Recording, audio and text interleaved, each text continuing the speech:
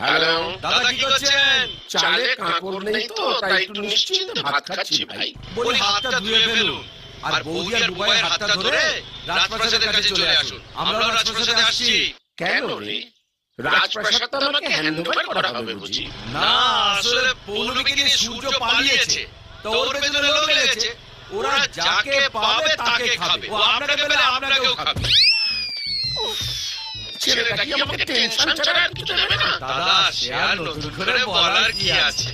বলছি যে মদনের বউকে বলবেন ও যেন ঘরে তালা লাগিয়ে বাপের বাড়ি চলে যায়। ও বাবা, এর সঙ্গে ওরাও জড়িয়ে আছে? জানেন তো দাদা, সূর্য দরকার বলে প্রধানমন্ত্রীকে জড়িয়ে ফেলবে। বলি আর বাড়িতে থাকবেন না, ওরা এলো বলে বেরিয়ে পড়ুন।